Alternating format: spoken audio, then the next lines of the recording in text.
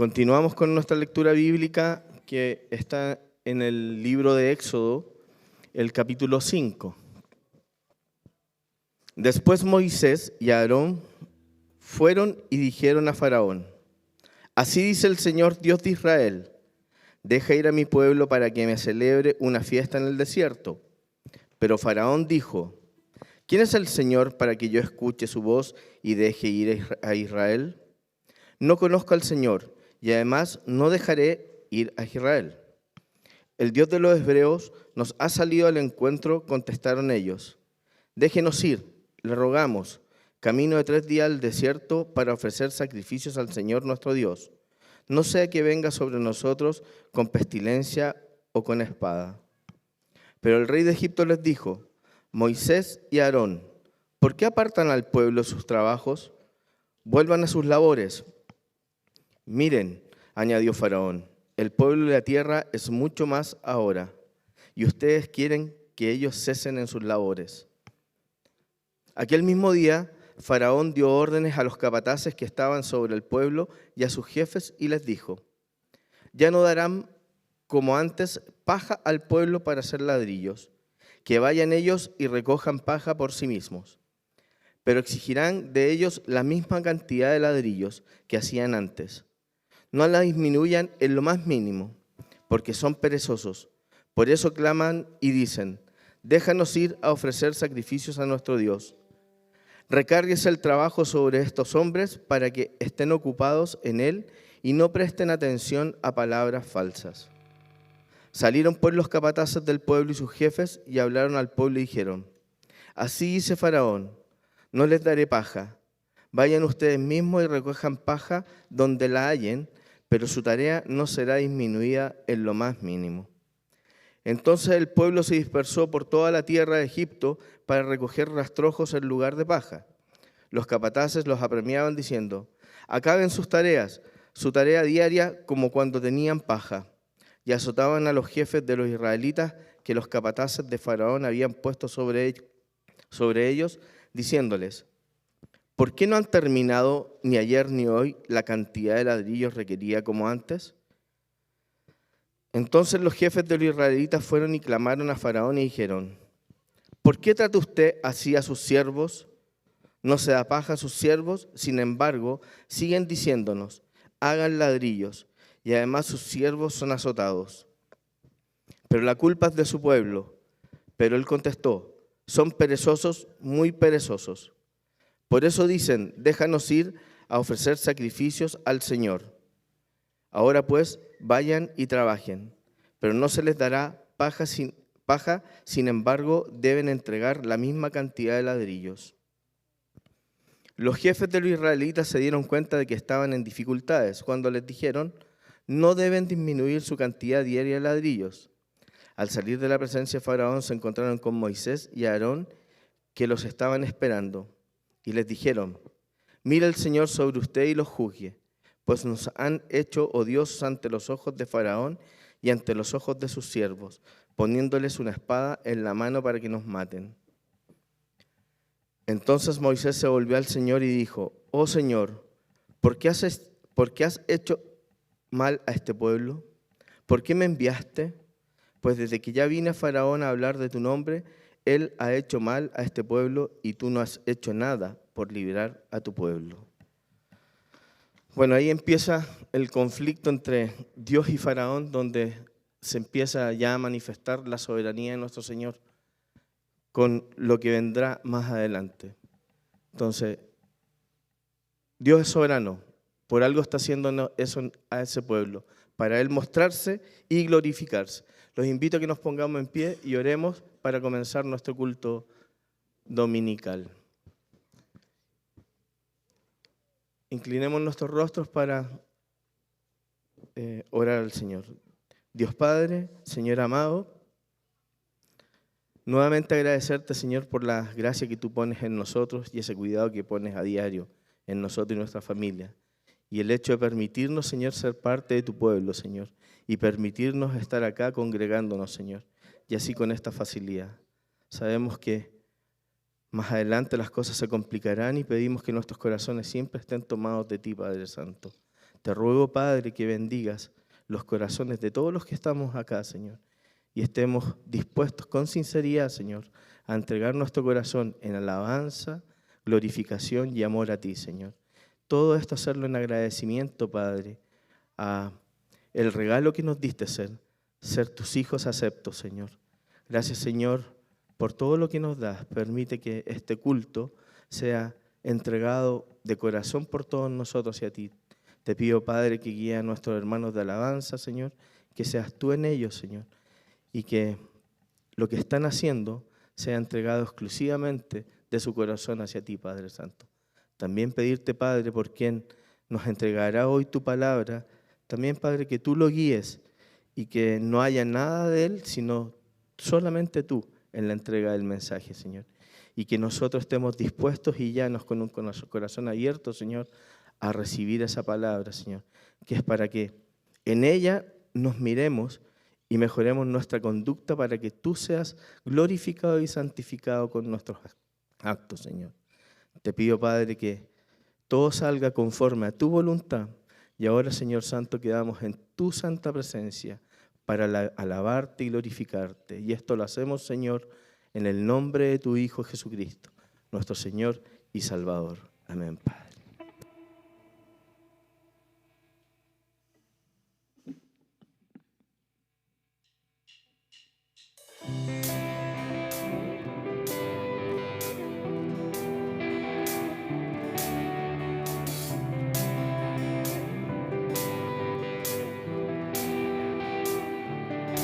Sendas de maldad y pecar fuimos errantes sin su paz, mas por su gracia Dios nos salvó, vino y nos trajo a su hogar.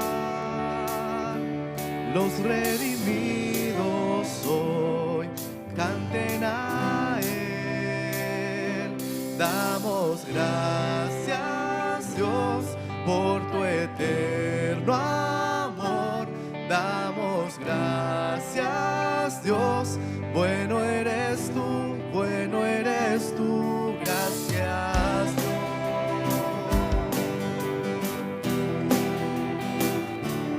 En pruebas y dolor proveerás, en nuestra angustia das tu luz. Tú nos levantarás al llorar, cambiando el llanto en gratitud.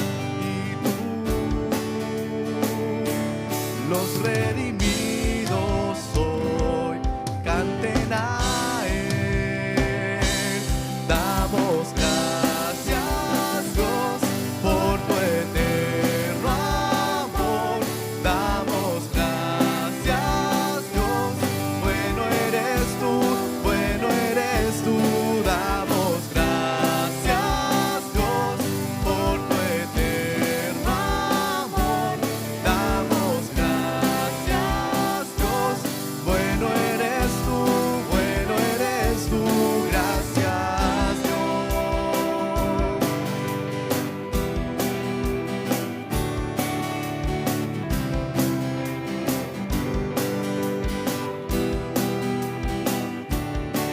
Nos hará cesar la oscuridad, y a los que muertos están vida darás. En el desierto harás ríos nacer. Los redimidos hoy canten a Él. Los redimidos hoy canten a Él. Damos gracias, Dios, por tu eterno amor. Damos gracias, Dios, bueno eres tú, bueno eres tú. Damos gracias, Dios, por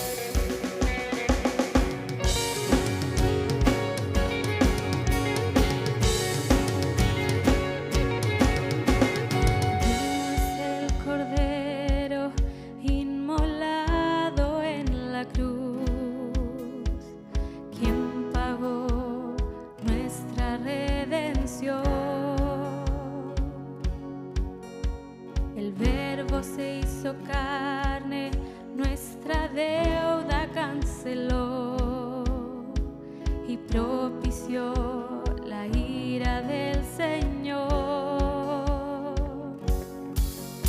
A la muerte derrotó, su victoria reclamó, nombre sobre todo nombre recibió. Su nombre es Cristo, exaltado eternamente, en su trono está sentado, Él es digno para siempre.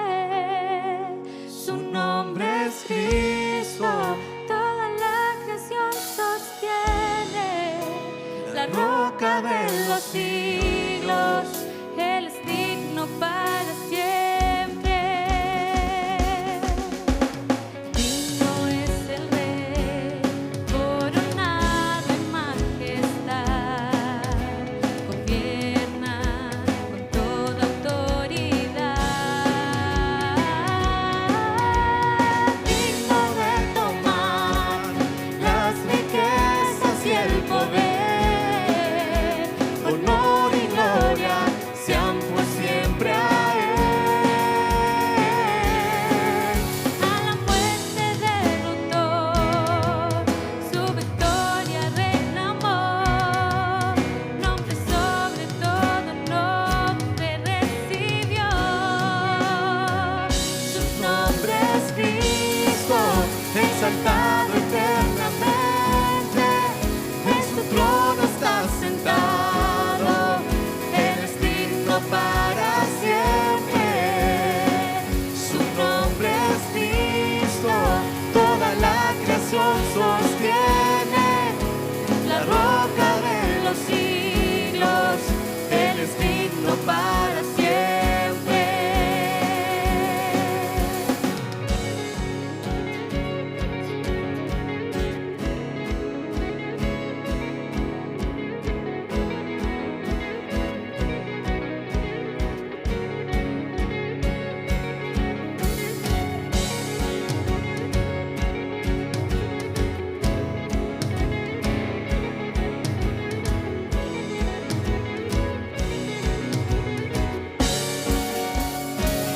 Su nombre es Cristo, exaltado eternamente, en su trono está sentado, Él es digno para siempre.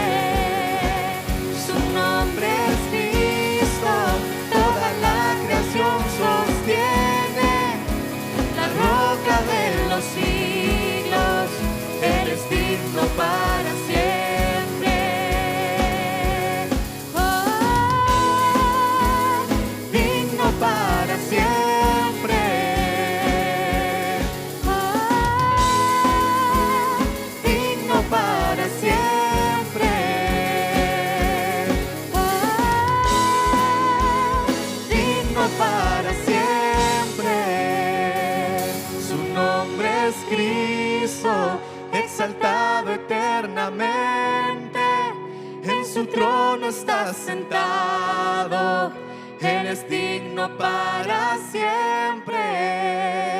Su nombre es Cristo, toda la creación sostiene, la roca de los siglos, Él es digno para siempre.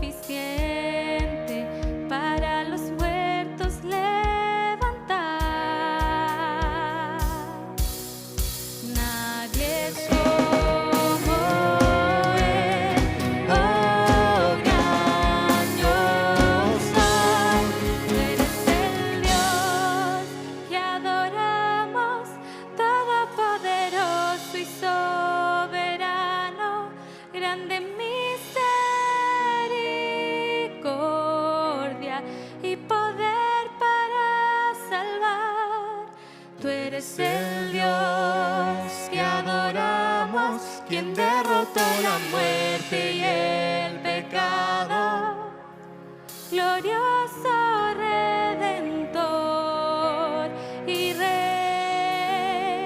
te adoramos.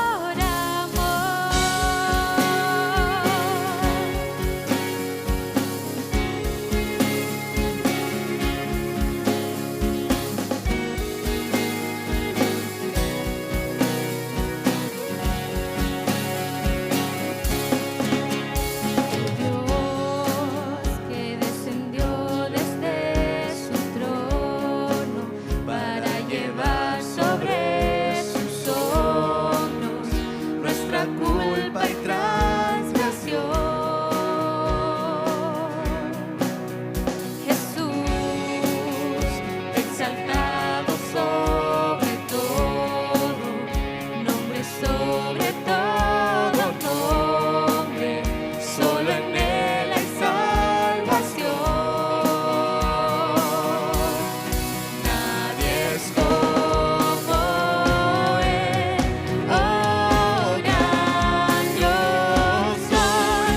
Tú eres el Dios que adoramos, todopoderoso y soberano, grande en misericordia y poder para salvar.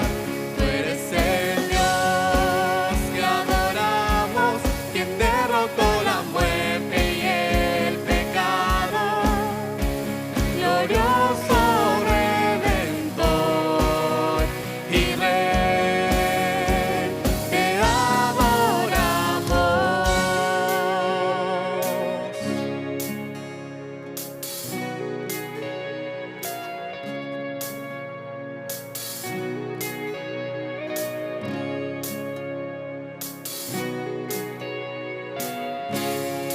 A Él sea la gloria y el poder, todo es de Él y para Él.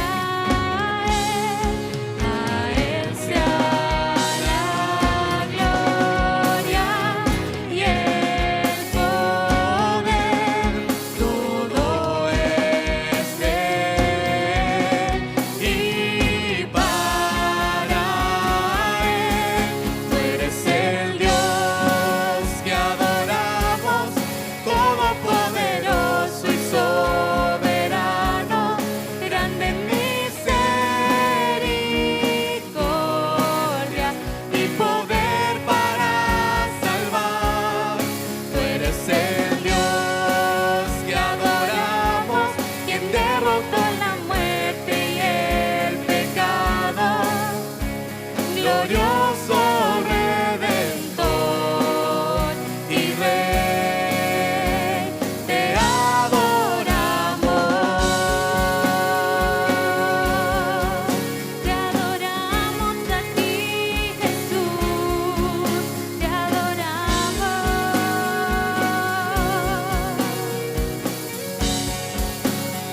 Te adoramos.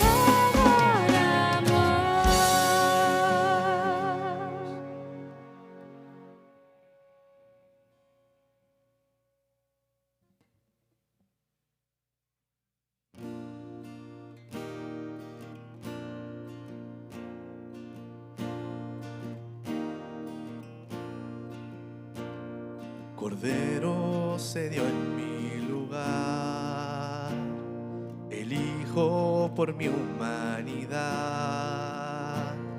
Mis ropas cambió, los pies me lavó, no puedo dejar de cantar. Pastor que mi alma buscó, toda mi culpa llevó. Su gracia me dio nueva canción, no puedo dejar de cantar. Su nombre es poder, autor de la fe, me debo completo a Él. El velo rasgó, su mano extendió, se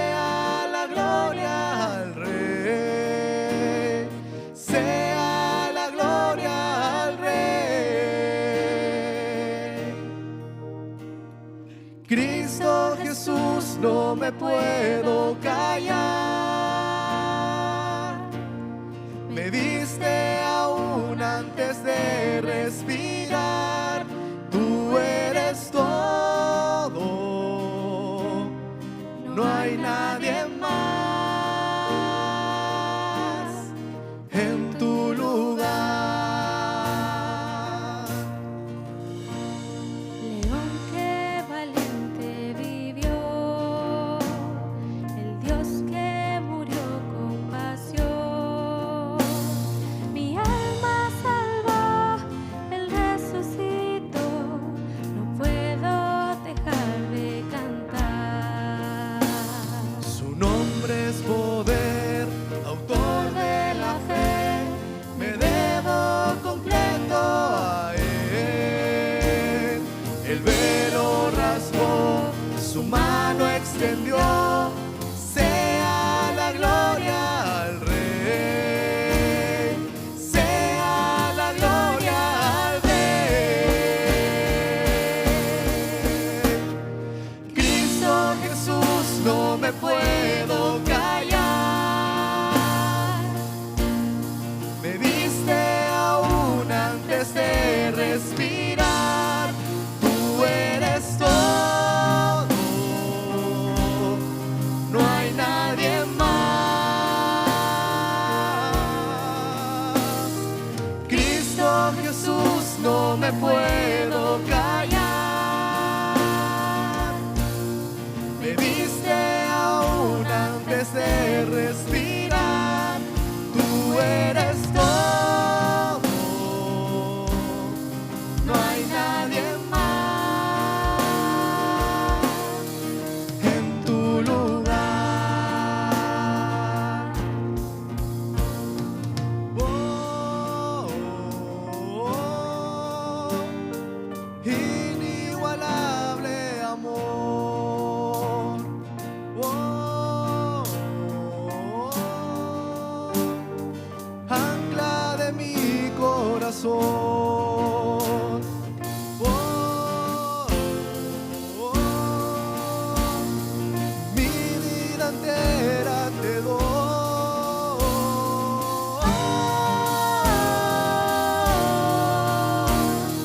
Toda mi adoración.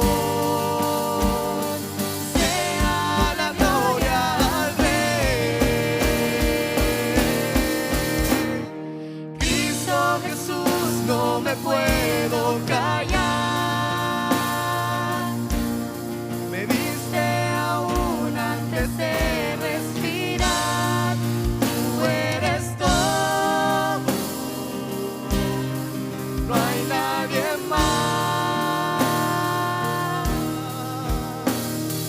Cristo Jesús, no me puedo callar. Me viste aún antes de respirar. Tú eres todo, no hay nadie más en tu lugar. Mesías me recogerá, las lágrimas Él secará y todo el dolor terminará.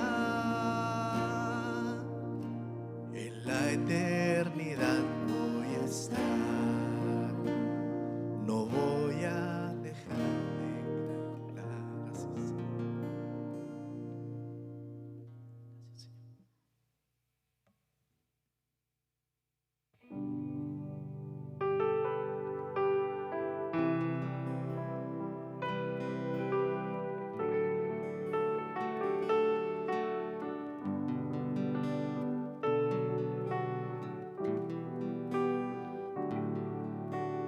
Mil generaciones se postran a adorarle, le cantan al Cordero que venció.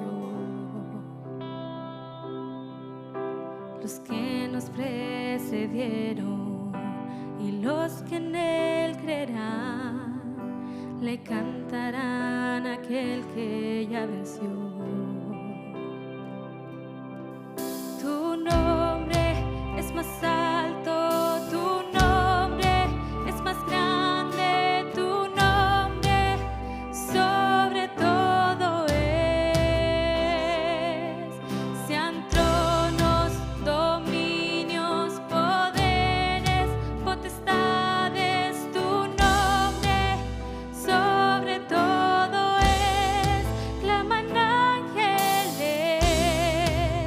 santo, clama la creación, santo, exaltado Dios, santo, santo por siempre.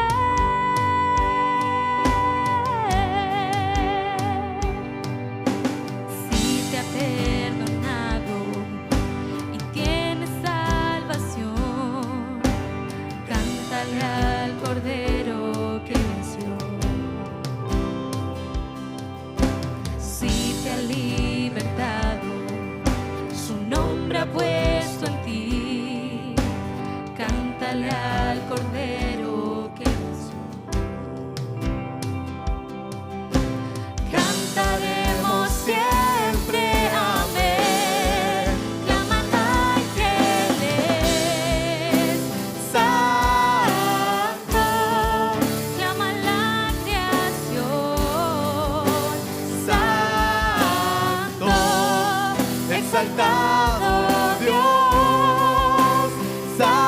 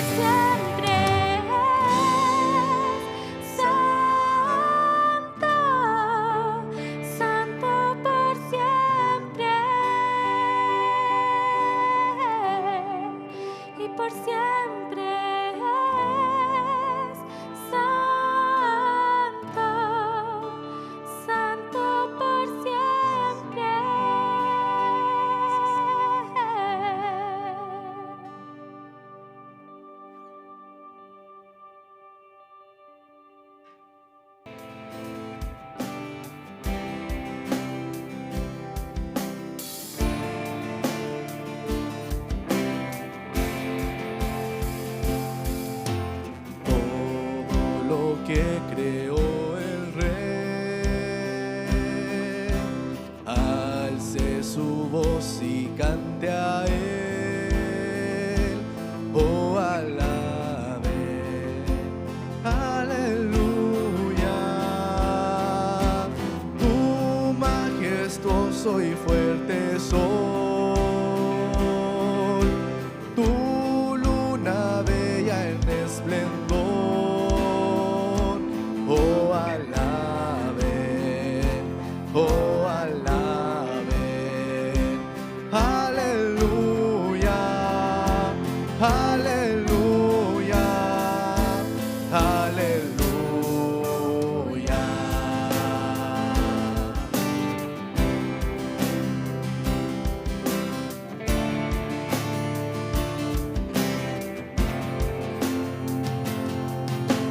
Todos bendigan al Creador, rindan humilde adoración. Oh, alaben, aleluya, al Padre, al Hijo Redentor, al Santo Espíritu de Dios. Oh, alaben, oh, alaben, aleluya, aleluya, aleluya.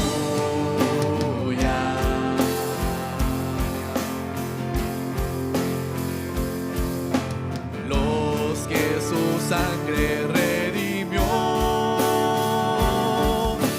vengan y gócense en su amor. Oh, alaben, aleluya. Todo pecado él ya venció. Pongan sus cargas él en hoy. Oh, alaben, oh, alaben, aleluya, aleluya, aleluya.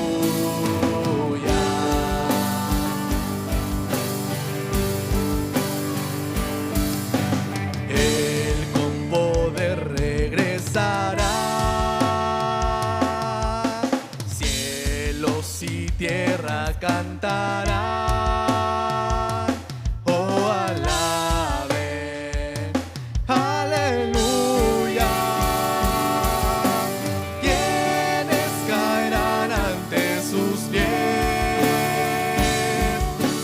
todo lo que creó el Rey. Oh, alaben, oh, alaben, aleluya, aleluya. Oh, alaben, oh, alaben, aleluya, aleluya, aleluya.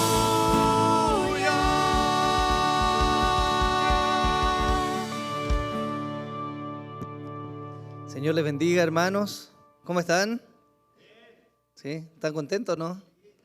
Bien, qué bueno.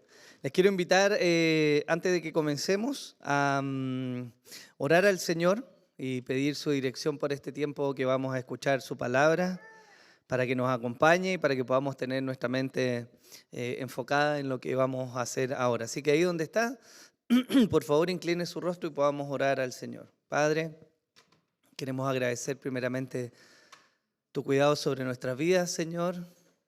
Estamos bendecidos, nos has guardado, sostenido, cuidado, Señor. Y has sido fiel y misericordioso con nosotros en todas las cosas. Señor, no podemos empezar este tiempo sin recordar la obra que tú has hecho en nuestras vidas, Señor.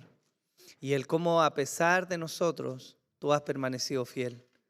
Por eso queremos rogarte, Señor, que ahora que tenemos este pequeño momento delante de tu palabra, Señor, tú nos puedas hablar por medio de tu palabra y nos puedas guiar, Señor, y puedas llegar a lo profundo de nuestro corazón. Abre nuestro entendimiento, nuestros ojos de aquellas cosas que necesitamos cambiar, pero sobre todo de poder mirarte a ti y la grandeza que hay en ti, Señor. Te pido por mí que tengas misericordia, que siendo pecador me toca exponer tu palabra santa, Señor, para que pueda ser fiel a tu mandato, Señor, y pueda exponer para la edificación de tu iglesia lo que tú quieres, Señor. Así que quedamos delante de ti, te damos gracias por este tiempo en el nombre de Jesús. Amén y amén. Bien, hermanos, les voy a invitar a que por favor abran sus Biblias en el libro de Colosenses, capítulo 1. Vamos a leer desde el verso 15 al verso 23. Usted me dice amén cuando lo tenga, por favor.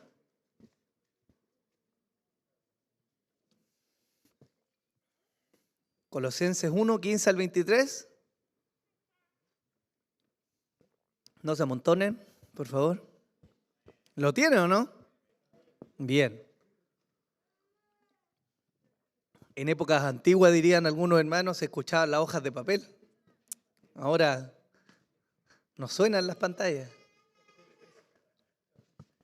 Pero bien, Colosenses 1 entonces dice así, desde el verso 15. Él es la imagen del Dios invisible, el primogénito de toda la creación, porque en Él fueron creadas todas las cosas, tanto en los cielos como en la tierra, visibles e invisibles, ya sean tronos o dominios o poderes o autoridades. Todo ha sido creado por medio de Él y para Él. Y Él es antes de todas las cosas, y en Él todas las cosas permanecen. Él es también la cabeza del cuerpo que es la iglesia. Y Él es el principio, el primogénito de entre los muertos, a fin de que Él tenga en todo la primacía, porque agradó al Padre que en Él habitara toda la plenitud, y por medio de Él reconciliar con todas las cosas consigo, habiendo hecho la paz por medio de la sangre de su cruz, por medio de Él, repito, ya sean las que están en la tierra o las que están en los cielos. Y aunque vosotros antes estabais alejados y erais de ánimo hostil, ocupados en malas obras, sin embargo, ahora Él os ha reconciliado en su cuerpo de carne, mediante su muerte, a fin de presentaros santos, sin mancha e irreprensibles delante de Él. Si en verdad permanecéis en la fe, bien cimentados y constantes, sin moveros de la esperanza del evangelio que habéis oído, que fue proclamado a toda la creación debajo del cielo, y de la cual yo, Pablo, fui hecho ministro. Amén. Hermanos, hoy tenemos la bendición de estar reunidos acá en este lugar, ¿cierto? Este templo provisorio en el cual Dios nos permite estar. Y a esta hora de la mañana veo caras atentas, lavadas, algunas con sueño todavía, pero veo cabellos arreglados, ropa limpia, ¿cierto? Hombres, mujeres, niños perfumados, y la verdad es que se ven bien. Pero yo deseo preguntarles, hermanos, ¿por qué hoy día, en este día, han querido estar en este lugar? Y quizás algunos me puedan contestar, Cristo me ha salvado y aquí es el lugar donde hoy debo estar. A lo cual yo le voy a decir, amén. Eso es así. Y está bien, hermanos. Creo que muchos de ustedes, sin duda, pueden confesar honestamente que Cristo es su Señor y su Salvador. Sé que leen la Biblia, que oran, que buscan congregarse de manera fiel, que buscan servir a sus hermanos y que confían en Jesús para la salvación eterna. Y todo esto es un hermoso fruto de la fe. Pero yo quiero llevarlos a otro asunto el día de hoy. Yo me pregunto, hermanos, ¿qué va a pasar mañana en la mañana cuando deban levantarse para volver a su trabajo? cuando tenga que conducir o tomar el metro o la micro para llegar a Él. Hermanos, ¿qué va a pasar cuando estén en su escritorio el día de mañana? ¿Qué va a pasar cuando alguien les diga algo que no les guste? O cuando su jefe les llame la atención. O cuando algún colega les venga a mostrar o a presentar algo que es de dudosa moralidad. ¿Cómo va a ser el retorno a su casa después de un largo día de trabajo? ¿Cómo van a abordar a su esposa que estuvo todo el día con los niños? ¿Van a correr sus hijos a sus brazos? ¿Y qué va a pasar cuando se sienten a la mesa y deban conversar de lo difícil que estuvo el día? O quiero que piensen en esto, cuando se vayan a ir a dormir. ¿Va a ser la televisión lo último que va a estar en su mente antes de dormir? Yo me pregunto, hermanos, si tendrá Dios un lugar en sus vidas más allá de lo que hagamos el día de hoy. Esa es mi pregunta en realidad.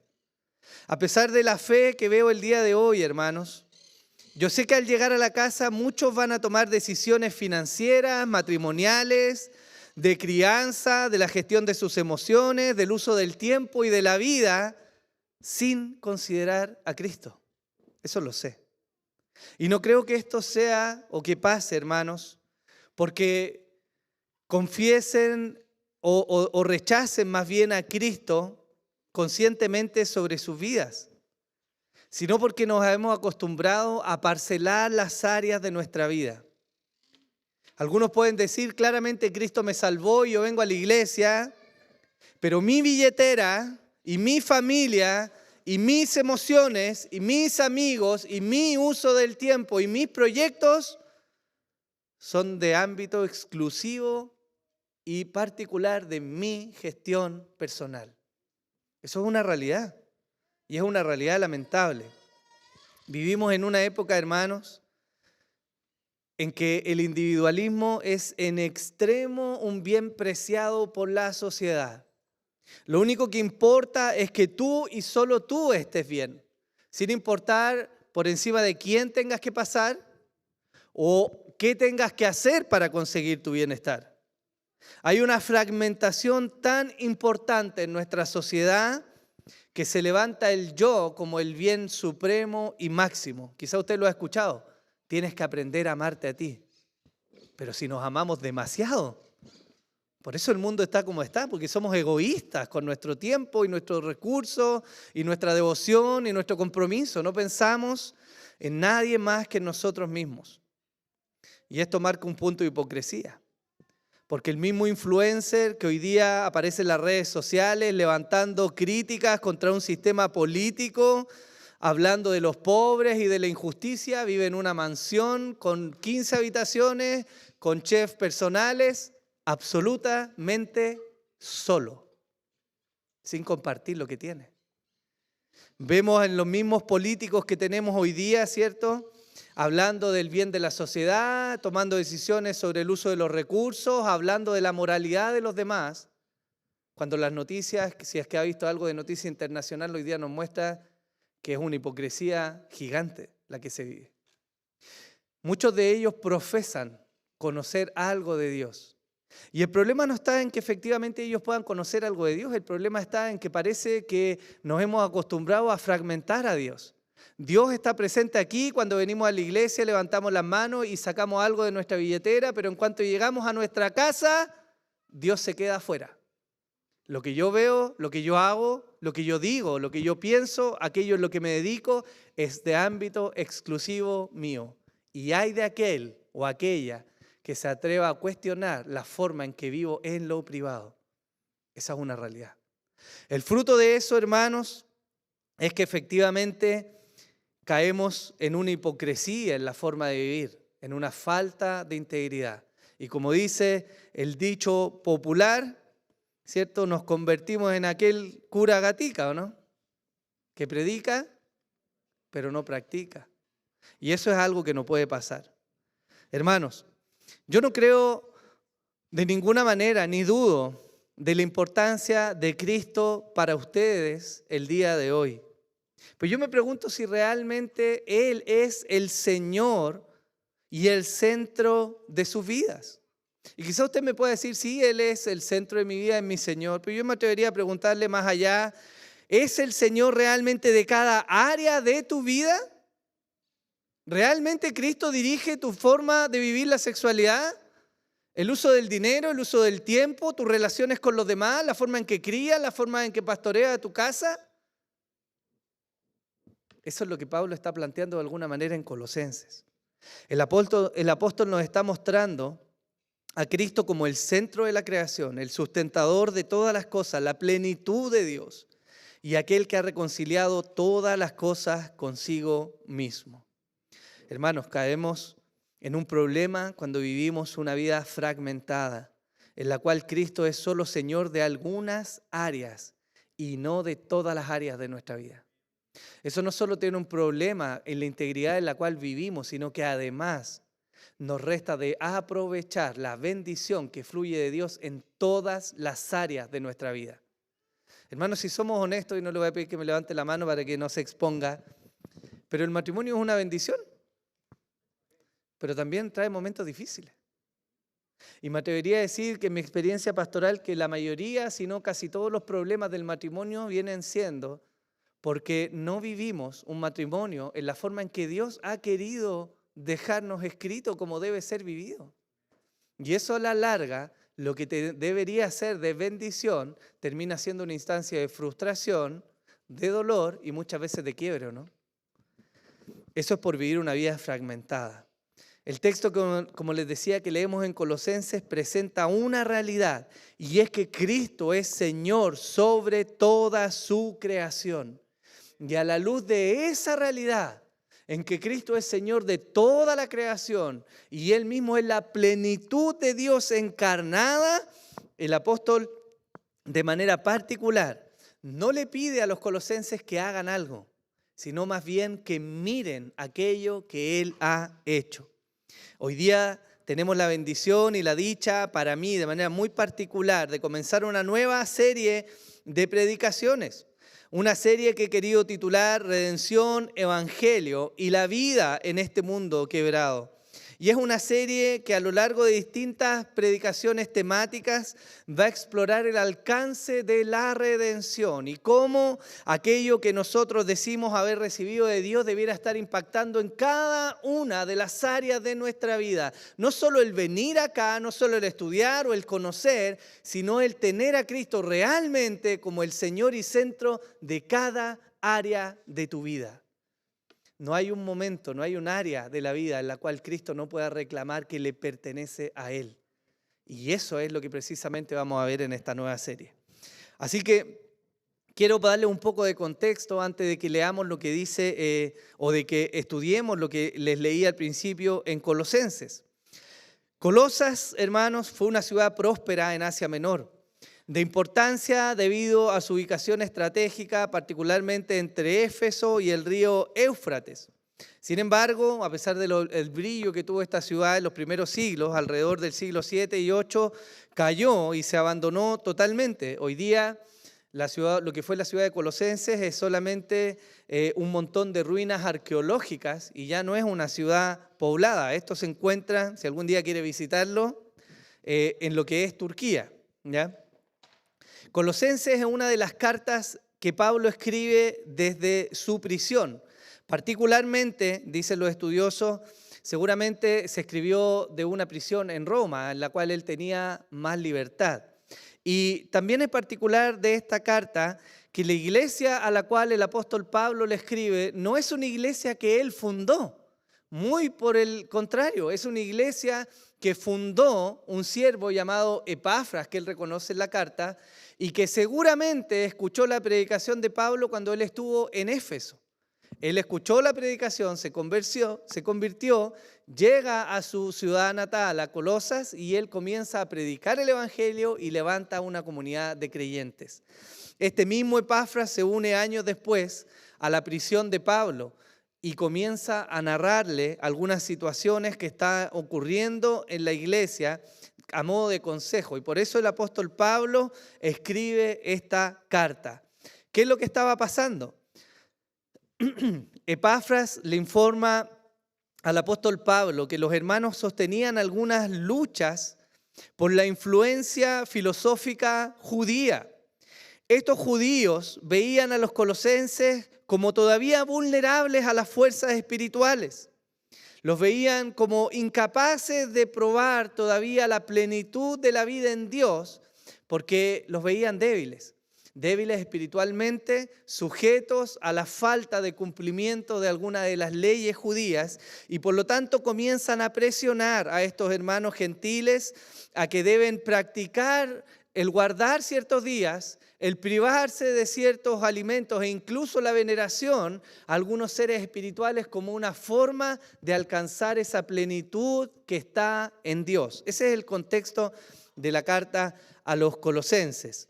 Y por último quiero mencionarles en términos de contexto que la primera respuesta de Pablo a la luz de lo que él es informado es que él se dedica a mostrar una doxología, una forma de cántico, de adoración, en la cual él reconoce delante de los colosenses quién es realmente este Jesús en el cual ellos han creído. Entonces me gustaría hablarle acerca de 3 puntos el día de hoy. El primero de ellos, que he titulado La supremacía de Cristo sobre todo lo creado. Después de que el apóstol Pablo se presenta y saluda a los hermanos en Colosas, él comienza a darle gracias a Dios por la vida de los hermanos. Y él reconoce todo lo que Dios había hecho por ellos y cómo los había librado. Pero justo ahí, él hace un quiebre en su discurso y comienza esto que yo le he dicho, viene a ser una doxología. En el versículo 15, él dice, hablando de Cristo, y particularmente de la obra redentora que él ha hecho, él dice, Él es la imagen del Dios invisible, el primogénito de toda la creación, porque en Él fueron creadas todas las cosas, tanto en los cielos como en la tierra, visibles e invisibles, ya sean tronos o dominios o poderes o autoridades, todo ha sido creado por medio de Él y para Él. Y Él es antes de todas las cosas y en Él todas las cosas permanecen. Fíjense que lo que viene justo antes de esta doxología, ahí en el mismo capítulo 1, es que el apóstol Pablo dice lo siguiente: porque Él nos libró del dominio de las tinieblas y nos trasladó al reino de su Hijo amado, en quien tenemos, ¿qué dice ahí? Redención, el perdón de los pecados. La redención, hermanos, es un elemento central en la teología de Pablo y es de hecho un punto particularmente importante en el discurso a los colosenses, porque desde ese punto de inflexión, que es la obra de la redención en la vida de los colosenses, es que Pablo comienza a mostrar la gloria de Cristo y, como vamos a ver hacia el final, lo que debiera vivir esta iglesia de colosenses. Ahora, no sé si ha escuchado usted lo que es la redención. Esta es una palabra que se traduce desde el hebreo, que se pronuncia gahal, y significa rescatar por un precio. Si usted ha estudiado algo o ha tomado el curso de discipulado o de membresía, se va a dar cuenta que la redención es un elemento central en la historia de Dios. Y particularmente la redención viene a ser el punto central, el clímax de la historia de Dios con la humanidad. Es ahí, en la cruz del Calvario, donde muere Jesús, que se consuma esta redención y se alcanza la salvación para los escogidos de Dios. Ahora, la redención tiene como elemento principal el pago de un precio por el rescate de los escogidos de Dios. No había redención sino por la entrega de un sacrificio. Y ese sacrificio fue entregado por el cuerpo y la sangre del Señor Jesús. Ahora, el gran problema del ser humano, hermanos, a causa de la caída de Adán, no fue que éste dejara de pertenecer a Dios. Y eso quiere decir que la redención no implica que de alguna manera Dios paga el rescate del hombre de la pertenencia del diablo, porque el hombre jamás ha dejado de estar o de pertenecerle a Dios. Pero hay algo que cayó cuando el ser humano pecó, y es que él pasó a estar bajo la maldición de la ley. Él pasó a estar bajo el señorío del pecado, es decir, perdió su libertad y él fue condenado a muerte eterna, como bien lo dice Romanos 6:23, que la paga del pecado es la muerte. De eso es de lo que el Señor redime a su creación y en particular a sus escogidos. El precio de esta redención es el sacrificio de Jesús. Efesios 1:7 dice: en Él tenemos redención mediante su sangre, el perdón de nuestros pecados según las riquezas de su gracia. Ahora, yo les he mencionado todo esto a manera de introducción y quiero que usted lo tenga en la mente porque lo vamos a retomar más adelante en la medida que avancemos. Pero volvamos a enfocarnos en lo que el apóstol está enseñando a los hermanos en Colosenses. Él está iniciando este maravilloso himno cristológico y doxológico y él está de alguna manera mostrándonos, exaltando la grandeza de quién es Jesús. Y él nos va a mostrar primero el foco que tiene sobre la creación. Si nosotros miramos esto con más detalle, la sección que leemos, tenemos que reconocer en primer lugar que se nos presenta a Cristo como la imagen del Dios invisible. El asunto de cómo es Dios es absolutamente importante y trascendente a lo largo de toda la historia. Piensen que desde el mismo inicio el hombre tuvo la tendencia a hacerse imágenes tratando de pensar y entender o imitar cómo es Dios. Cuando el pueblo fue rescatado, ¿se acuerdan ustedes? De Egipto y salieron de Egipto y Moisés fue a recibir la ley al monte santo. ¿Se acuerdan ustedes lo que pasó, no? ¿Qué hizo el pueblo? Se hicieron un ídolo, un becerro. ¿Por qué? ¿Qué fue lo que ellos dijeron? Moisés está tardando, ¿cierto? Hagámonos ahora una imagen. ¿Y qué fue lo que dijeron cuando hicieron esa imagen? La presentaron a Israel y dijeron: este es tu Dios que te sacó de Egipto, ¿cierto? El hombre tiene la tendencia natural, corrompida, de tratar de hacerse una imagen de quién es Dios. ¿Por qué? Porque de alguna manera el ser humano tiene intrínseco en él el deseo de conocer quién es Dios. Hermano, eso es trascendental. Aún la tribu más perdida en el lugar más recóndito de este planeta ha intentado idearse para sí una deidad, ha intentado entender quién es Dios. Antes de que llegara lo que las malas lenguas dicen, la colonización, ¿cierto? La esclavitud de la religión, todas las tribus tuvieron una religión antes. Los mayas no sacrificaban al éter. Ellos tenían deidades que se habían creado y a ellas sacrificaban. Los mapuches lo mismo, y todos los pueblos sobre la tierra han tenido noción de quién es Dios. El problema está en que han tratado de mostrar con imágenes terrenales quién es ese Dios.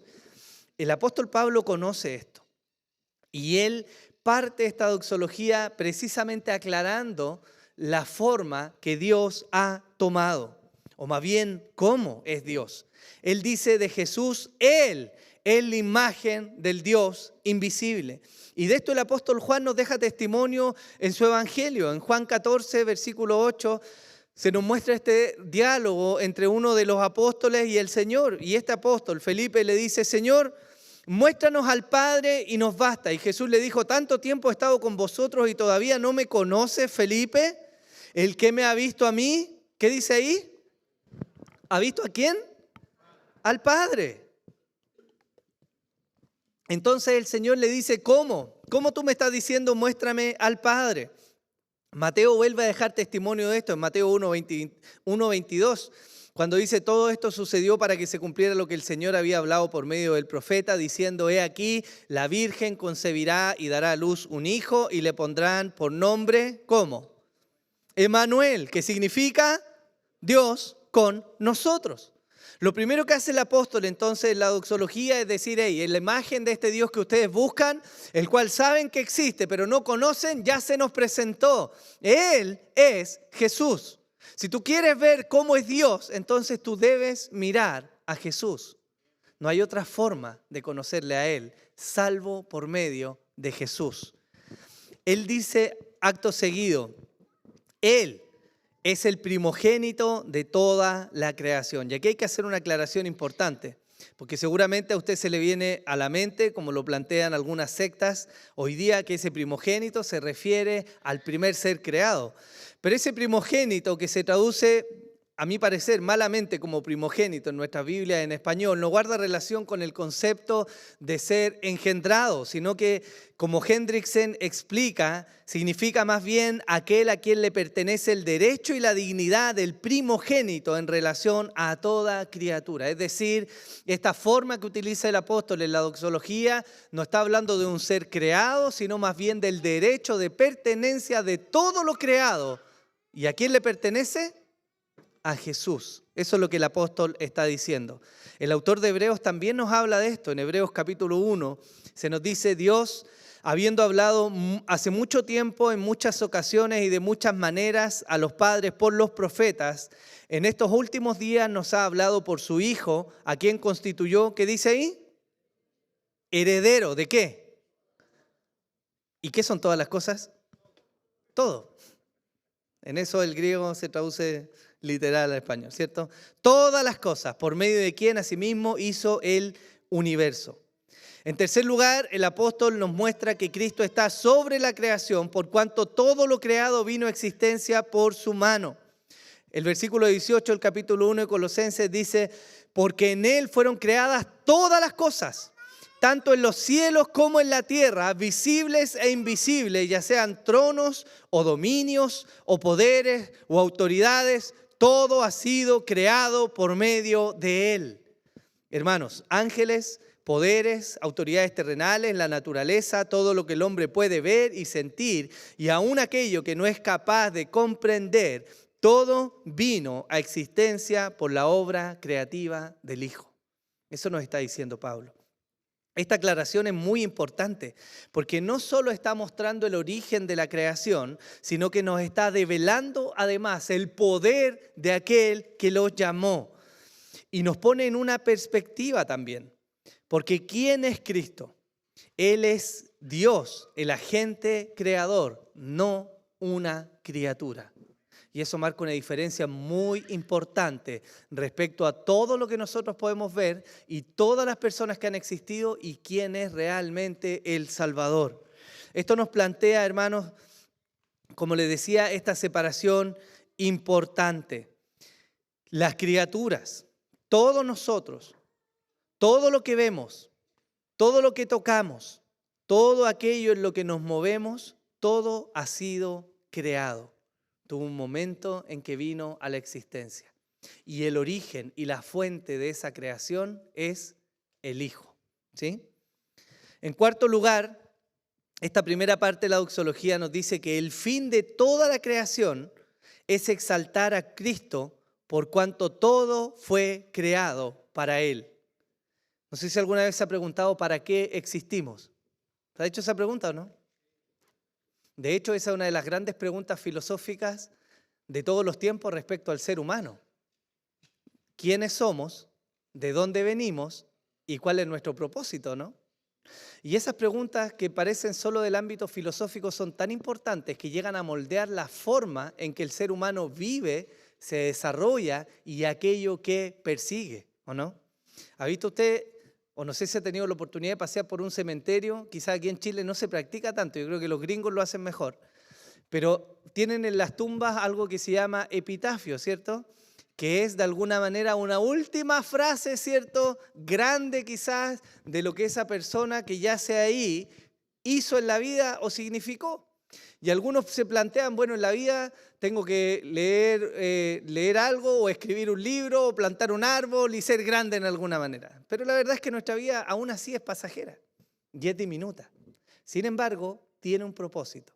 Y ese propósito es que nuestra vida, tanto como todo lo que nosotros podemos observar, la belleza, la grandeza, la inmensitud y lo extenso que es el universo, cumple el propósito de mostrar la gloria del Creador. Eso es lo que nos dice en la doxología. Todo ha sido creado por medio de Él. ¿Y para qué? Para Él. Entonces, hermanos, ¿con qué finalidad vemos la creación que hoy nos rodea? La vemos con la finalidad de exaltar la grandeza y la belleza del Creador. Piense usted un momento. Cuando tenga la oportunidad de visitar una montaña, a los que les gustan las montañas, o el océano, a los que les gusta el mar, o los bosques si quiere ir al sur, no sé, elija, está toda la creación. Pero ¿no ha tenido alguna vez esa oportunidad de mirar esa inmensidad, esa belleza en la creación y entender que hay inteligencia detrás de esa creación? Es una insensatez pensar que todo vino a la existencia por el simple azar. Y la justificación de millones y millones y millones de años parece justificarlo todo. Pero si usted agarra este paquete de servilleta y lo tira al suelo, no va a esperar que en 450 millones de años más salga un iPhone de acá, ¿o sí? Porque aparte de ser ridículo por el ensamble de los materiales, no funcionaría sin un código que le dice cómo funcionar, ¿o no?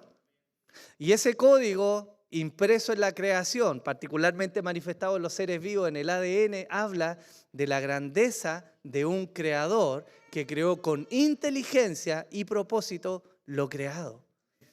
Todo eso nos vuelve a hablar de la grandeza que hay en Jesús. Y el autor de esta carta, que es Pablo, está ocupando esto precisamente para aterrizar la mente de estos hermanos de Colosas.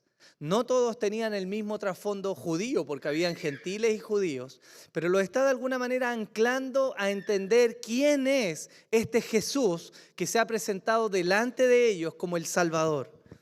Él también añade, el apóstol, que Cristo es superior a toda la creación, por cuanto es creador y sustentador de la misma. Él da una declaración al final de esta primera sección. Y él dice que todo subsiste gracias a Él. Esto es maravilloso, hermanos. Algunas personas piensan en una especie de deísmo, este planteamiento de cosmovisión en el cual llegan a reconocer que quizás hubo alguien inteligente que creó, pero después se desentendió de su creación y la abandonó a su suerte. Eso es el deísmo. Pero la verdad es que el apóstol va un paso más adelante y nos dice que no solo Dios creó por medio del Hijo, sino que además está activamente sosteniendo y resguardando a su creación. Es decir, no vivimos hoy día sujetos solamente a las leyes físicas que gobiernan el orden creado, sino que Dios activamente obra en evitar, en prevenir y en preservar a esta creación maravillosa. Una muestra de eso es lo que llamamos gracia común y que se expresa en el hecho de que, por ejemplo, hay medicina, ¿o no? ¿O usted todavía sale al bosque buscando solo las plantas? Porque más allá de esa visión que tenemos hoy día, ¿cierto?, homeopática, en que parece que hay que volver solo a las plantas, la verdad que esta gracia común manifestada en la creación, en entendimiento e inteligencia y sabiduría, ha permitido el uso de medicamentos que han salvado millones de vidas a lo largo de la historia, ¿no? Y esa es una de las formas en que la creación se preserva. Y eso es una muestra de cómo Dios interviene por la gracia. No estoy haciendo publicidad respuesta en Génesis, pero ellos tienen buenos materiales respecto a eso. Y algunos de los científicos más brillantes de la historia de hecho, han sido fieles creyentes en el Señor. Si alguno se ha tomado alguna vez una resonancia magnética, sepa que el inventor de ese aparato fue un hermano en la fe, que murió hace solo algunos años. Entonces, hermanos, todo en la creación no solamente ha sido entregado por Él, sino que subsiste por el cuidado amoroso de Dios. Hermanos, lo que Pablo está tratando de mostrar en esto y de hacer razonar a los hermanos en Colosas es lo siguiente: ¿acaso existe algo que estos seres angelicales o estas fuerzas espirituales puedan hacer por sobre Cristo? ¿Acaso hay algo adicional que se requiera, que se necesite más allá de este Jesús que les ha sido presentado para salvación y la preservación? Y la respuesta es evidentemente que no. Tú no necesitas nada más que a Jesús el Salvador, que no solo ha obrado redención y te ha librado del poder del pecado, sino que además sustenta y cuida y sostiene amorosamente a su iglesia. Eso que se llama providencia ha estado activo por todo el tiempo en que la iglesia ha estado presente en la tierra. Antes de Cristo, sin duda, de la época de los patriarcas, Dios ha sostenido y ha guardado a su iglesia. ¿Okay? Y eso sigue estando activo. Eso es lo primero que Pablo presenta. Entonces, cuando ustedes lean la carta a las Colosenses y se den cuenta de lo que está diciendo el apóstol y cómo está refutando estas ideas filosóficas y esta falsa enseñanza, se van a dar cuenta que era necesario mostrar a Cristo como superior sobre toda la creación. Pero no solo es superior sobre la creación, sino que además Él mismo, la persona de Cristo, tiene la plenitud de Dios. Y esta es la segunda parte de la doxología. Desde el versículo 18 dice, Él es también la cabeza del cuerpo que es la iglesia. Y Él es el principio, el primogénito de entre los muertos, a fin de que Él tenga en todo la primacía.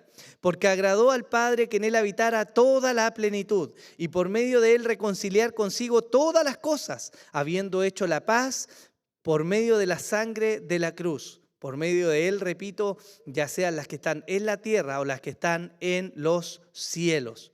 ¿Qué nos dice el apóstol? Primero nos dice que Cristo es la cabeza de la iglesia. Y esta es una importante declaración. No es simplemente un apóstol.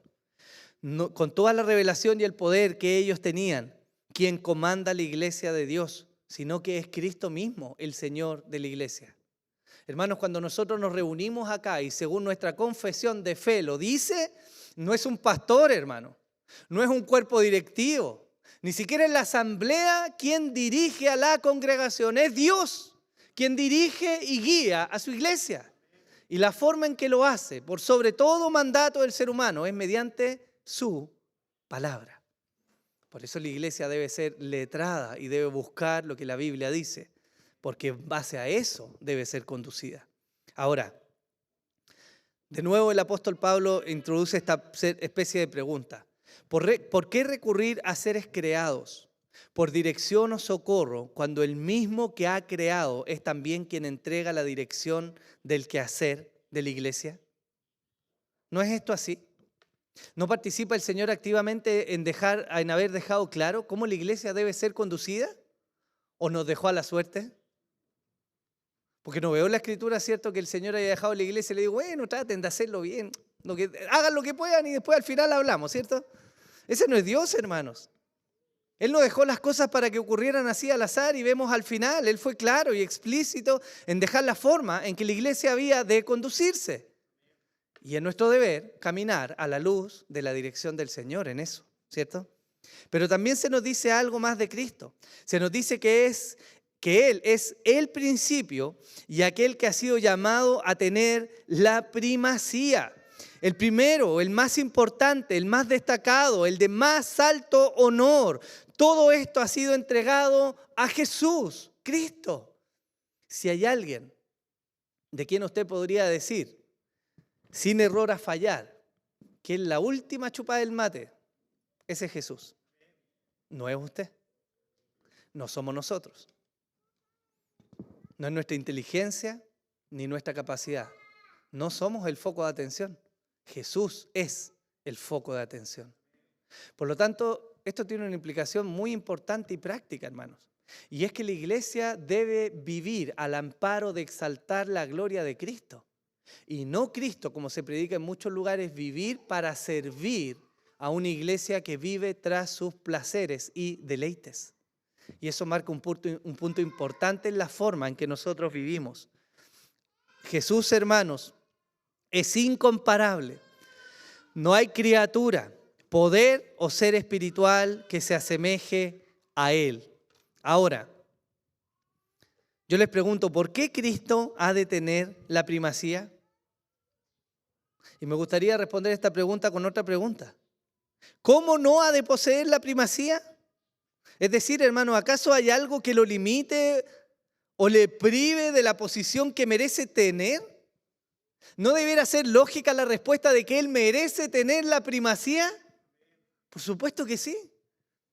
No debiéramos ni siquiera invertir tanto tiempo en tratar de demostrar, a pesar de que la teología lo hace y la cristología en particular, pero es lógico que Él sea exaltado y que tenga el derecho no solo de la heredad, sino de ser el más exaltado entre todos, porque Él es creador y nosotros somos criaturas.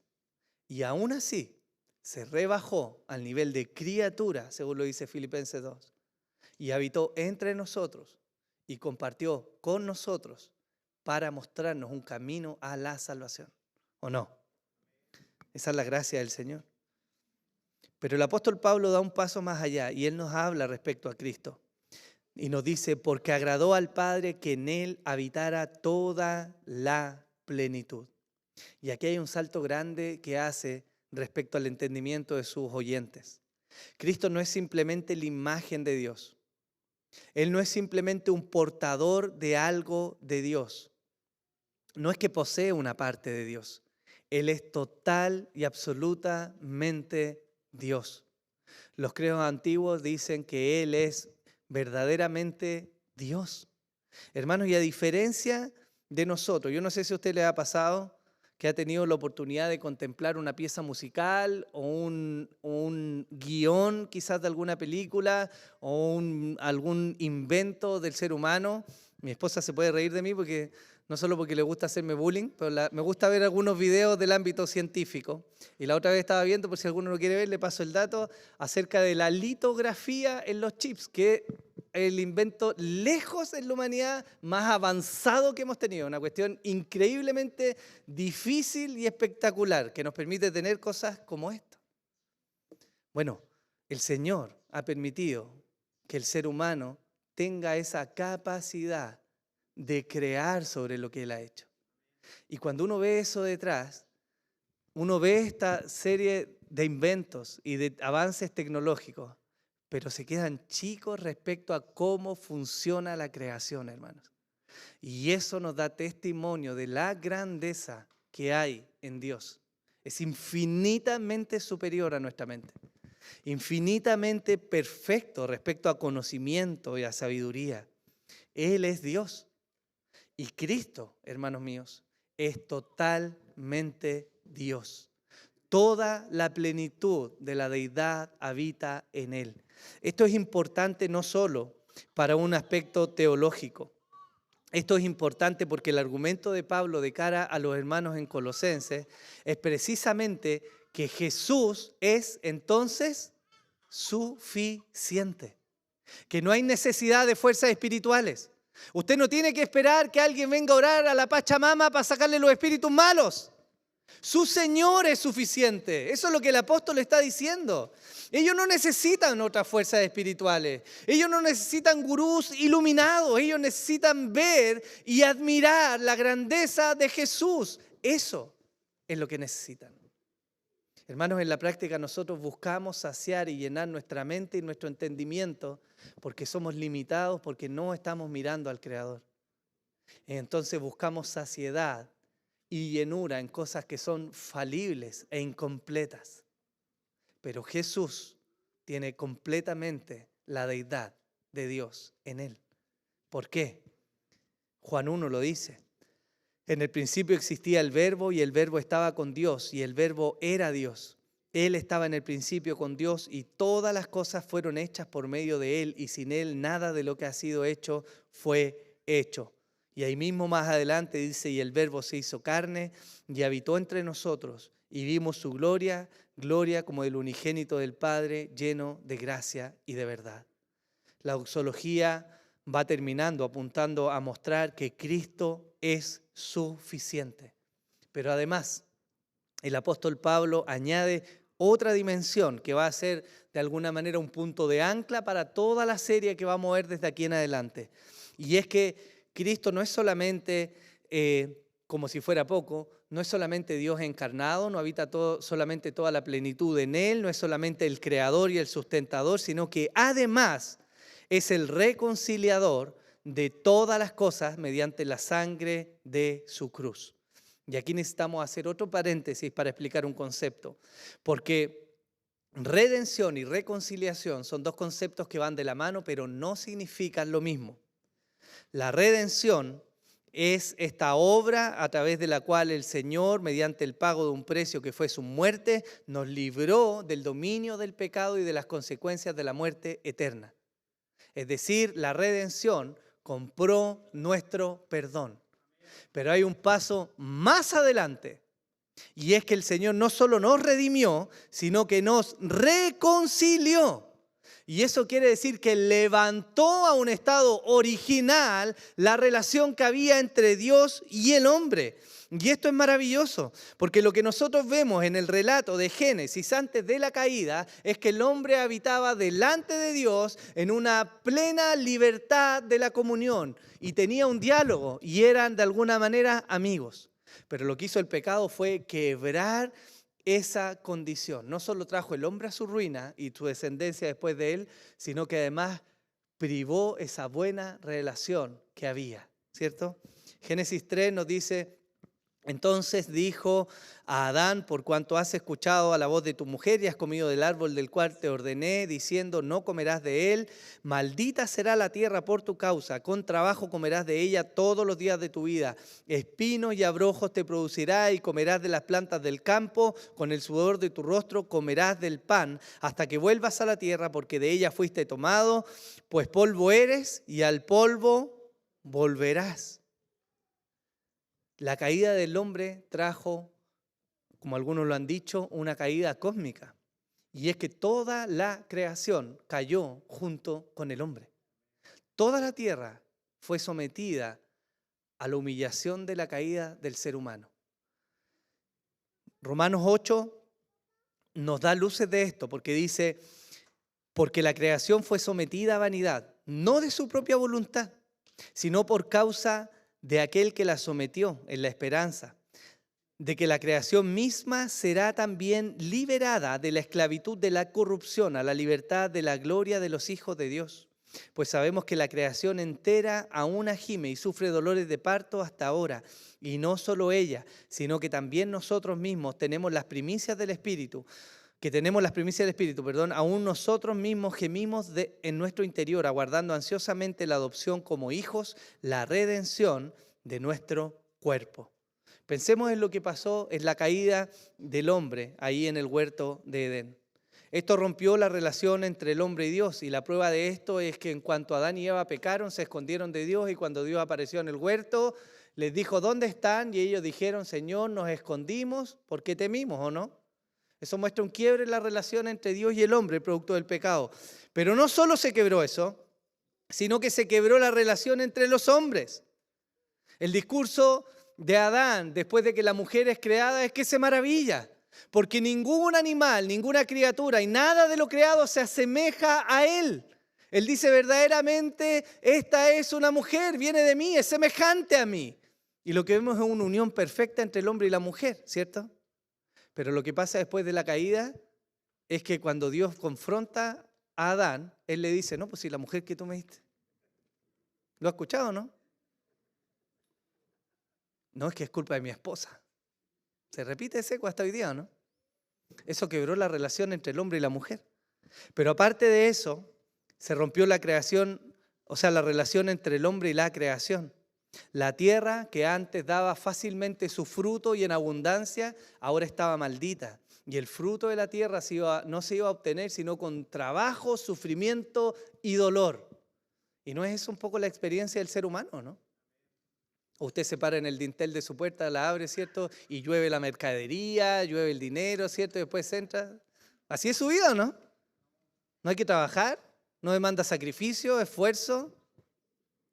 Y aquellos que trabajan en el campo quizás lo saben con mayor claridad lo que eso significa.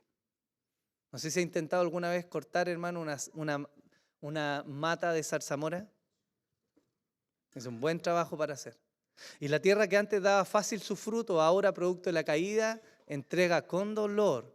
Y junto con el fruto entrega también un arbusto que es difícil de trabajar.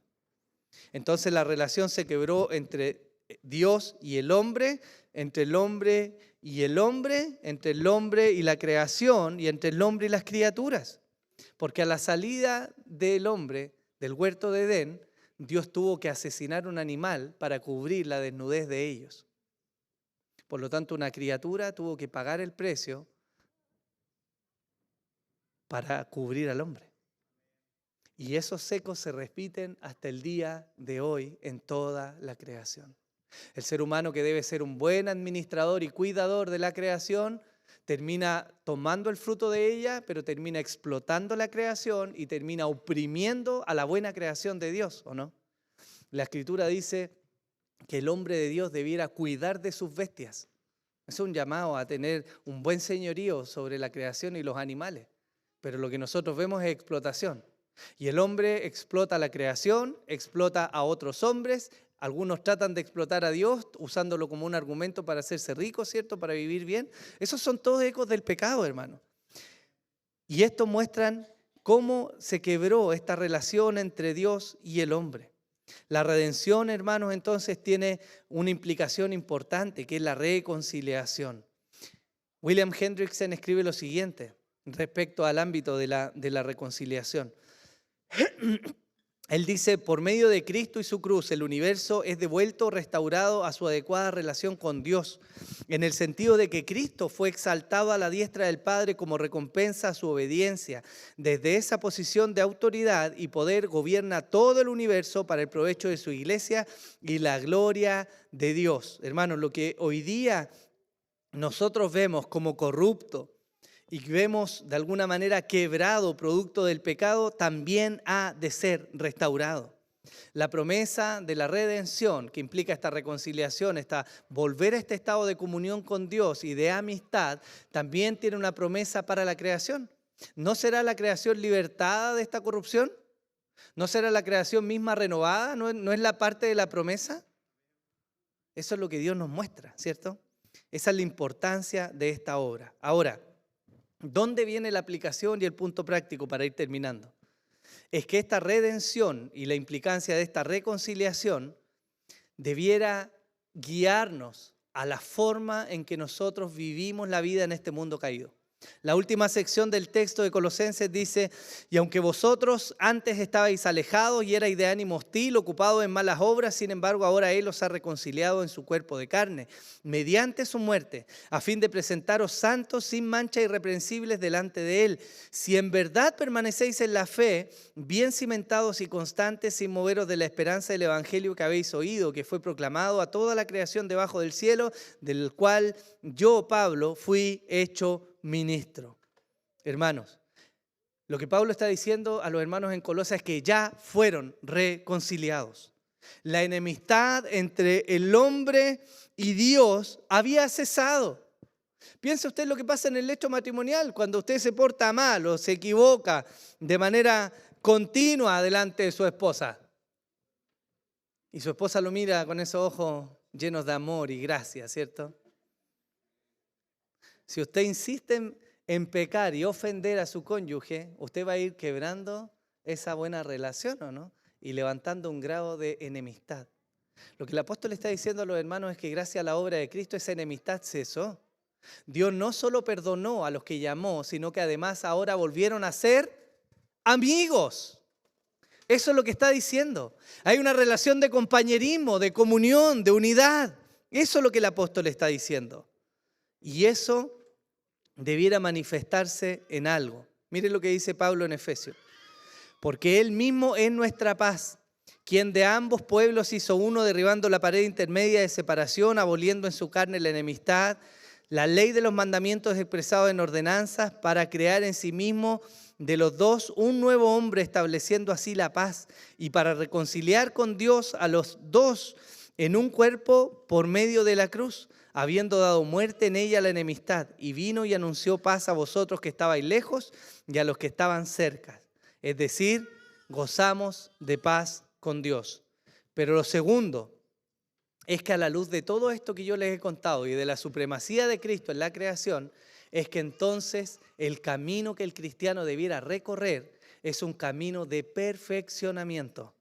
Proverbios 4:18 dice, mas la senda de los justos es como la luz de la aurora, que va aumentando en resplandor hasta que el día es pleno. ¿Usted quiere saber cómo debiera lucir la vida de un cristiano? La vida de un cristiano debiera ir de menos a más, es cierto con baches, pero debiera comenzar acá y terminar al final de sus días por acá. Si usted se ha convertido y su vida cristiana o su carácter han ido hacia abajo, usted debiera mirar y examinar con profundidad si realmente ha creído en el Señor. Y esta demanda o esta muestra de la búsqueda de la santidad y de esta búsqueda de un perfeccionamiento es lo que tiene que ver con la redención aplicada a todos los aspectos de la vida. La pregunta que surge a la luz de esto es: ¿cómo vamos a vivir? Y yo quiero guiarlos de nuevo a la introducción, hermanos, porque hoy día estamos acá. Hoy día ustedes están sentados y parecen todos santos. Algunos poniendo atención, otros mirando las palomas, pero aquí estamos. La palabra de Dios está siendo predicada en medio, ¿cierto? Pero vamos a salir de acá. Y tú mañana vas a tener que enfrentar de nuevo tu trabajo. O vas a enfrentar a tu esposa hostil. O a tus hijos rebeldes. O a tu vecino que no es muy simpático. O te vas a enfrentar a ese tipo que se va a cruzar delante de ti. O a tus hijos. Y la pregunta es: ¿cómo, hermanos? ¿Cómo vas a vivir a la luz de la grandeza de Jesús en tu vida? Porque un religioso va a salir de acá y se va a olvidar mañana de lo que vimos. Y va a vivir su vida de conflicto en conflicto en conflicto todos los días de su vida. Pero un creyente va a buscar ser perfeccionado en todas las áreas de su vida. Una de las cosas que me entristece mucho, hermanos, es que me ha tocado ver casos de consejería en que de repente llega porque quedó la crema y necesitamos ayuda y está la escoba y casi me echan de la casa. Ok, hermano, conversemos. Conversamos una vez, empezamos a rutear. Hermano, ¿cómo han ido? ¿Han hecho las tareas? No, pero estamos bien. Ah, perfecto. ¿Han avanzado en la lectura? No, pero ya nos abuenamos. Perfecto. Eso para mí se llama Crónicas de una muerte anunciada. No sé si leyeron eso. Pero eso es vivir de conflicto en conflicto. Pasamos, parece que se apagó y seguimos planeando hasta el próximo conflicto que nos vuelve a recordar: ah, perdón, había un asunto no resuelto. Eso se llama no trabajar en la vida del creyente. Pero un creyente que realmente ha visto la gloria que hay en Cristo y la grandeza que hay en su Salvador no puede sino vivir trabajando en su vida y esforzándose en que todas las áreas de su vida testifiquen de la grandeza del Creador. Porque todo fue creado por Él. ¿Y para quién? Hermanos, tus hijos no te fueron dados para tu gloria. Tus hijos no son para tu deleite solamente. Y sí, te deleitas en ellos, por supuesto. Pero no son creados egoístamente para ti. Tus hijos fueron creados para que a través de tu relación con ellos testifiques cuán grande es Jesús. El dinero que está en tu billetera, en tu cuenta del banco, no fue creada para tu deleite personal. Es para que el testimonio público pueda testificar que tu Dios no es el dinero, sino que hay un Dios que gobierna tu vida. Tu esposo, tu esposa, tu trabajo, tu inteligencia, tus títulos, tu vida, todo ha sido puesto delante de ti para que testifique cuán grande es Jesús. Ese es el alcance de la redención, hermanos. Esto implica que mientras vivimos en el matrimonio, mientras criamos, mientras trabajamos, mientras gestionamos nuestras emociones, mientras experimentamos las relaciones con otros seres humanos, mientras vivimos la sexualidad, mientras nos enfrentamos a las riquezas o la falta de estas, mientras nos enfrentamos al conflicto, mientras nos enfrentamos a una vida en un mundo quebrado donde hay dificultades, en todo eso la redención debe alcanzar lo suficiente para que no solo las enfrentes, sino para que testifiques ahí cuán grande es Jesús. Hermanos, de eso se trata esta serie. Y eso es lo que tenemos que ver. Porque si tú piensas que el ser cristiano es simplemente levantar la mano, cantar un par de coros y decir el Señor me ha salvado, estás muy, muy, muy equivocado. Hechos 2, y con esto termino, muestra quizá uno de los relatos más maravillosos del impacto de lo que el verdadero cristianismo significó en la vida de las personas. Hechos 2 se enmarca en el contexto en el cual Jesús había muerto, había resucitado, había ascendido a los cielos. El Espíritu Santo había venido a morar en los creyentes y ahora ese tipo cobarde e impulsivo, violento, llamado el apóstol Pedro, que se había levantado con furia a cortar orejas, a pelear con medio mundo, testifica sin miedo a la muerte delante de una gran audiencia, Y cuando Él abre su boca y testifica que el hombre que había esa multitud acordado matar, que no era otro sino Jesucristo, la gente se convierte. Y esa primera iglesia muestra una de las señales más maravillosas que testifica de Dios. ¿Sabe qué hacen ellos? Perseveran, se reúnen, antes se habían bautizado y comienzan a vivir en comunión, compartiendo lo suyo. ¿Saben para qué? Para que nadie tuviera necesidad. Ellos comprendieron que la vida en este mundo es difícil y muchas veces nos lleva a enfrentar la miseria. Pero ellos entendieron que sus vidas no eran suyas, ni sus bienes eran suyos, ni su tiempo eran suyos, sino que todo era de Dios. Y a la luz de ese entendimiento, entonces dispusieron sus capacidades, sus talentos, sus habilidades, sus riquezas. ¿Para qué? Para que la gloria de Dios fuera manifestada.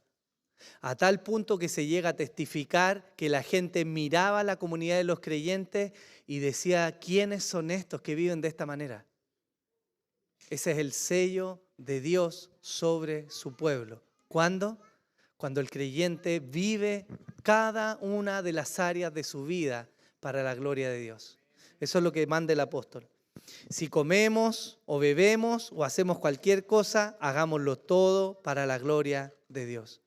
Ahora yo sé, y con esto termino, que yo les digo esto y quizás algunos están pensando en las áreas en que somos débiles, ¿no? Y parece que es lejano alcanzar este estado de vida en la cual vamos madurando en todas las áreas. Pero yo quiero dejarles una promesa que nos debiera animar a transitar el camino que Dios marca para nosotros. Y es lo que dice Hebreos 4. Teniendo pues un gran sumo sacerdote que trascendió los cielos, Jesús, el Hijo de Dios, retengamos nuestra fe, porque no tenemos un sumo sacerdote que no pueda compadecerse de nuestra flaqueza, sino uno que ha sido tentado en todo como nosotros, pero sin pecado. Por tanto, acerquémonos con confianza al trono de la gracia para que recibamos misericordia y hallemos gracia para la ayuda oportuna. Esa es la promesa de Jesús. ¿Quieres crecer en tu vida? ¿Quieres manifestar, de verdad manifestar la redención de Dios en cada una de las áreas de tu vida? Entonces Jesús está dispuesto y es suficiente para ayudarte en sabiduría, en entendimiento y en guía para que vivas una vida que sea la mejor vida que puedes vivir, pero al mismo tiempo le glorifique a Él como Él es digno. Amén. Oremos al Señor. Padre, te damos gracias por este tiempo, Señor. Y damos gracias por el cuidado que tú tienes sobre nosotros, Señor. Yo no puedo sino solamente orar y rogar, Señor, que nos acompañes, nos guíes, nos dirijas y nos ayudes, Señor, en cada una de las áreas de nuestra vida, Señor. Porque es cierto que muchas veces, Señor, nos hemos acostumbrado de mala manera a fragmentar tanto nuestra vida, Señor, que pensar que nuestra vida contigo es solamente venir y cantar o escuchar o leer un libro o hacer un aburrido curso, Señor. Cuando en verdad la vida contigo se manifiesta en cada área de nuestra vida, Señor. En la gracia, en la sabiduría, en la misericordia, para vivir el matrimonio, Señor, y soportar las faltas el uno con el otro. En la paciencia, en la entrega, en la devoción, en el amor para guiar a nuestros hijos, Señor. En la forma en que vivimos en comunidad, Señor, en el trabajo que nos has dado, en la inteligencia que nos has brindado, en cómo enfrentamos las dificultades, Señor. Toda nuestra vida está puesta delante de ti, Señor. Y tú para cada cosa que vivimos, Señor, nos ayuda y tienes un camino trazado, Señor. Pero te pedimos perdón, Señor. Si hemos sido religiosos y negligentes en pensar que solo algo de nuestra vida tiene que ver contigo y el resto es solo algo mundano, apartado, secular, Señor. Toda nuestra vida, toda nuestra existencia, Señor, todo lo que vemos y hacemos, Señor, ha sido creado para la gloria tuya. Permítenos vivir a la luz de esto, Señor. Lo rogamos en el nombre de Jesús. Amén y amén. Vamos a cantar una canción, hermanos, antes de terminar. Póngase en pie, por favor.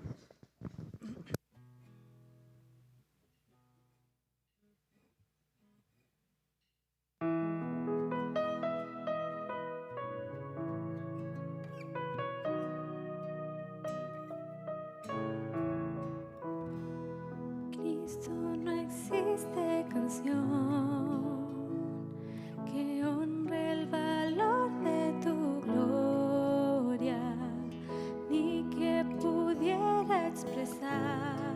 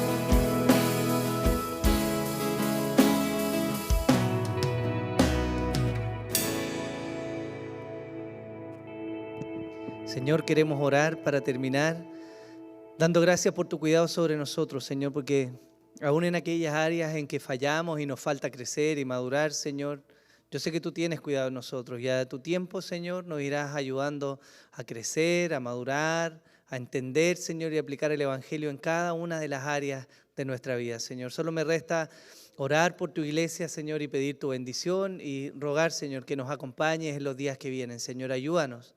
Señor, ayúdanos a tener el entendimiento, la comprensión de que toda nuestra vida te pertenece a ti, Señor. Y que toda aquella área, Señor, en la cual tú seas, Señor, ha de traer también un buen fruto, Señor, para nosotros y para la gloria tuya. Así que pido tu bendición, Señor. Acompáñanos, guarda tu iglesia, Señor, y guíanos también en los días que vienen, Señor, en especial por los hermanos y hermanas que están enfermos, Señor, por los que están enfrentando dificultades y por aquellos que están de vacaciones, Señor, para que también tu gracia les alcance y les sustente ahí donde quiera que estén. Te damos gracias por todo en el nombre de Jesús. Amén y amén.